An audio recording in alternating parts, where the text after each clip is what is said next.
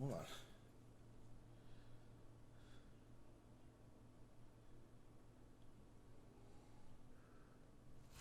I love more than getting texts right as I start filming, and then I start panicking like, is this something I need to know? Is this something I need to know? It never is. It's never that important, but I always have to check. It's annoying. 3, 2, 1, bro.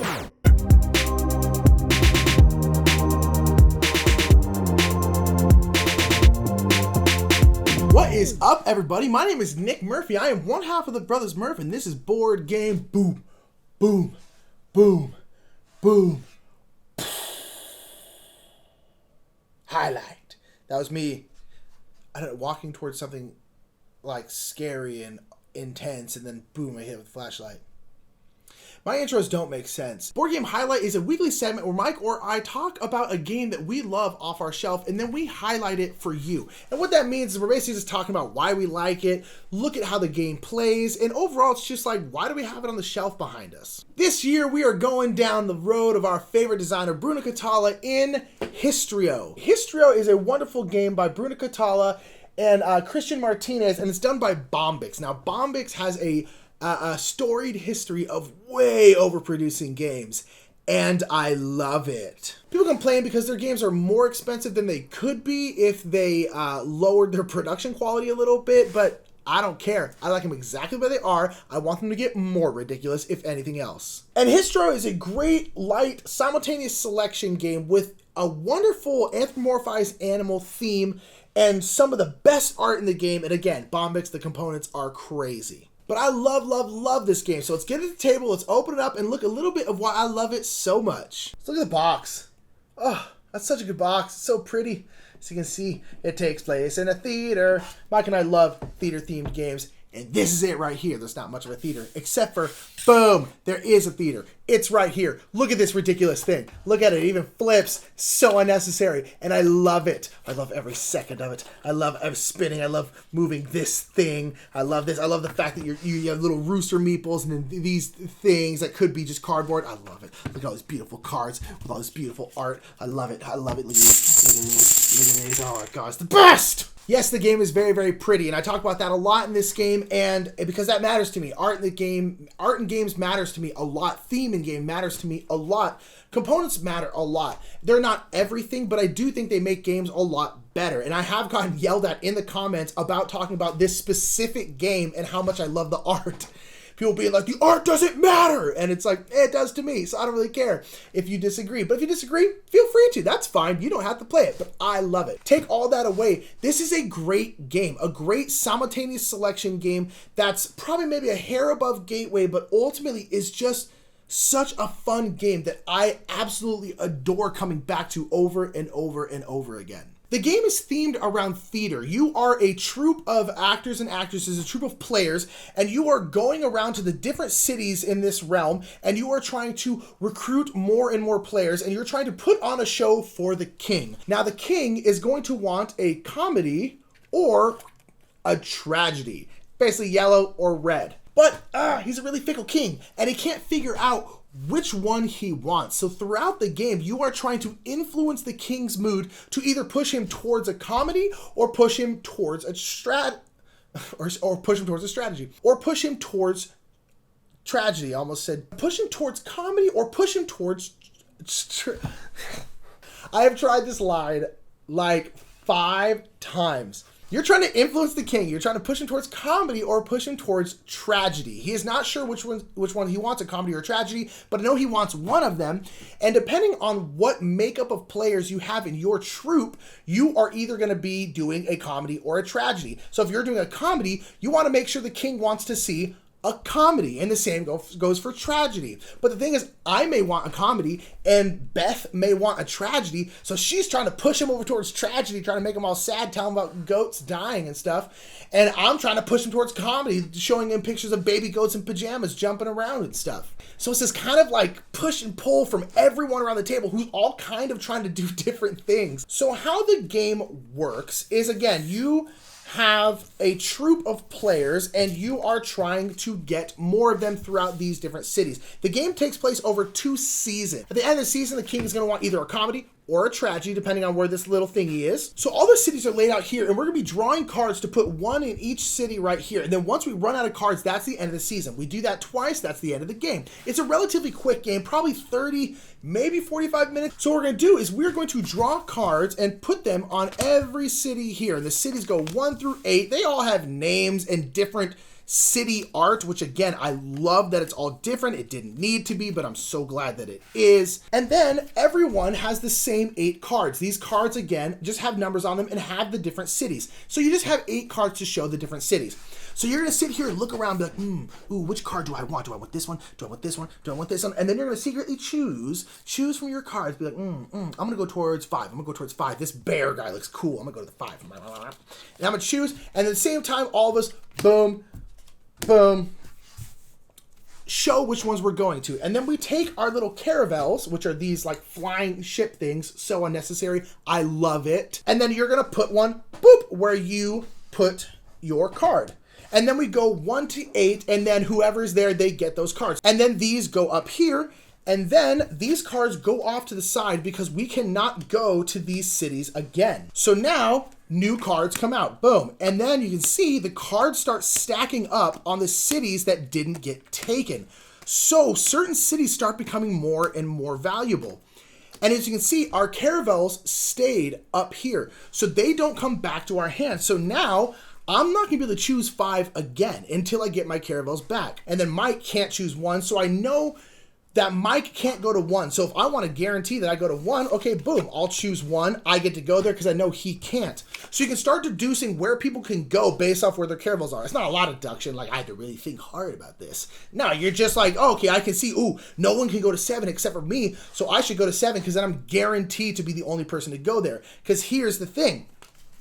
If I go to 8, and Mike goes to 8, boom, boom. What happens? Well, all the cards that are there get discarded and no one gets them. Now, the cool thing is each person then gets one of these, and this is a secret objective, so you're not completely out of luck. You do get something when you pair at the same place, but what you really wanted was these cards, and you didn't get those. You get a little consolation prize, but ultimately, you would have rather have had the cards. So there's a lot of, really? You went to 6? Why did you go to 6? Come on, man. I thought you were going to go to 4. Now, eventually you will run out of places to go. If you ever play all your cards except for 1, which means you can only go to 1 place, at that point, you're going to get all your caravels back. You get to pick up all your cards, and then you get to go again. So you don't ever get like completely hosed. You don't ever get completely like, well, cool, looks like I can't do anything anymore. So now let's talk about some of these cards. There's a whole bunch of different cards out there. Whenever you go to a spot and you're gonna get those cards right there, cool. Boom, this comes up here, and then these come, and now they're part of my troop in front of me here. And you can see they all have different values on them. This is a 1, this is a 2. So at the end of the round, what you're gonna do is you're gonna get all your comedians, all your tragedians, and then you're gonna subtract them. And then whatever one you have more of, that's the kind of play you have. So in this case, if I had a level 2 tragedian, a level 1 comedian, I have a level 1 tragedy. Or what you can do when you get cards, you can choose to discard one of these cards that you get. Again, if you get 5, you can discard only one of them.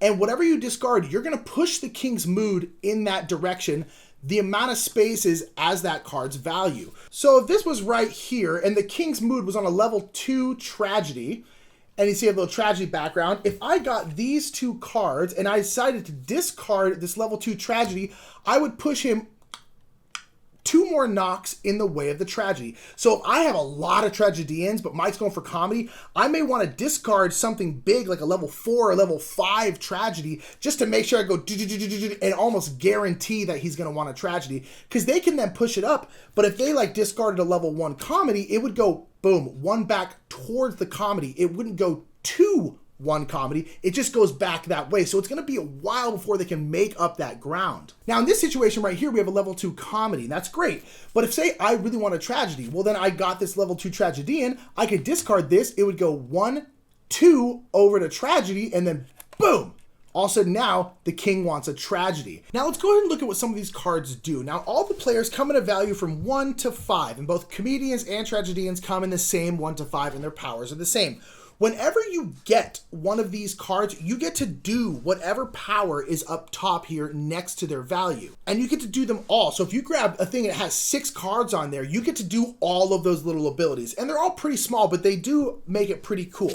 A number 1 here, you can see you have your Caravel picture right there. If you grab a number 1, that means you get to take all your Caravels and all your cards back. So you don't have to wait to put 7 things out to then eventually get them back. If you ever take a 1, you automatically get to take all your stuff back, and then you can start to go to those cities again. A number 2 has a little mask. That means you get to steal an EQ or just a point from another player. So he's like, oh, you have too many? Boom, I'm gonna take one. That's it, little thing right there. Number 3 means you get to put a manager or one of your little rooster meeples, you have 3 of them, you get to put a manager up here on the stage. You have a stage manager.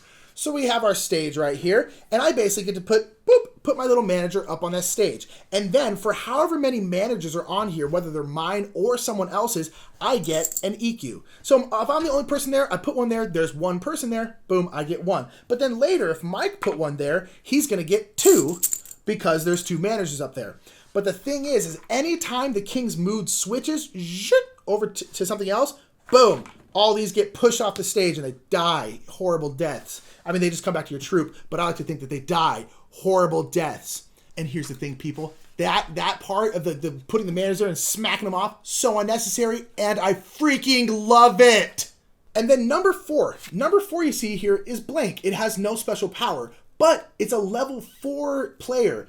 That's a big level. That's really, really strong. So you don't get anything, but you also just have a really, really strong player for your troop. And then number 5 here means you actually have to lose an EQ to take this. So if you want this 5, you have to turn in an EQ, but that's because a level 5 player is really high. It's really strong. So you have to pay for it. It's always worth it. So if you come across one, definitely do it. The next kinds of cards are all cards that look like this, and they just have points on top, the EQs. Whenever you take this isn't a card you put in your hand, you just automatically discard it, and you just get the amount of EQs that are at the top. And the last kinds of cards are these kinds of cards. These are not players, these are not actors and actresses, these are acrobats. These are acrobats that travel along with your troops and juggle and light stuff on fire or something like that. I don't know, but they're all kinds of acrobats.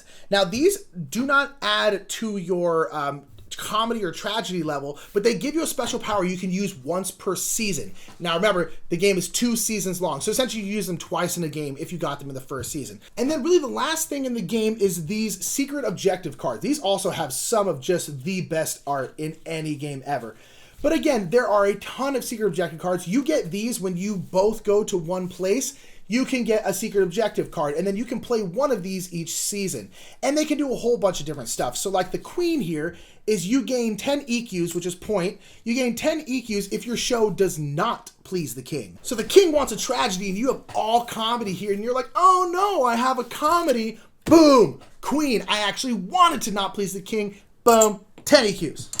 So that is the majority of the game. Like I said, it's pretty light. You're mostly just choosing a city, getting the cards there, maybe discarding one, maybe playing an acrobat or something like that. But that's pretty much it. But it is such a fun game. For just a little simultaneous selection game, it goes over really, really well. I've never had this game go poorly. I've had some people complain that it feels really mean because of the fact that you can constantly go to the same place as someone else. But to me, it's all simultaneous selection. For the most part, people don't really like hate draft, I guess is the best way to put it. People don't really like, oh, I'm gonna do this to screw you over. Maybe like once or twice, but it's very rare. Almost always, it's more worth it for you to get the cards that are at the city than for you to intentionally go somewhere so that no one gets them and for you to get a secret objective. It usually does not benefit you. So if someone is doing that, they're playing stupidly, to be completely honest. And that push and pull in the game that's wrapped around this really simple simultaneous selection game is so much fun. And then again, sorry to bring it up, but it's so gorgeous. The art is amazing. The production quality is great. And that's what brings so many people in, because we use this as a pseudo gateway game a lot of times, and it just works. And I think the look of it and the simplicity of it is one of the main reasons why it goes over so well. So that is going to be it for this board game highlight. I've been wanting to talk about Histrio for a while, and someone asked us to talk about it, so I was like, yep, doing it now, because it's just, it's so lovely. I really, really do like it. I know we harp on this game a lot. This is our #1 evangelism game that we constantly trying to get people to try. And yeah, so it's just wonderful. It's a game I'm very passionate about, and I love it. I love it so much.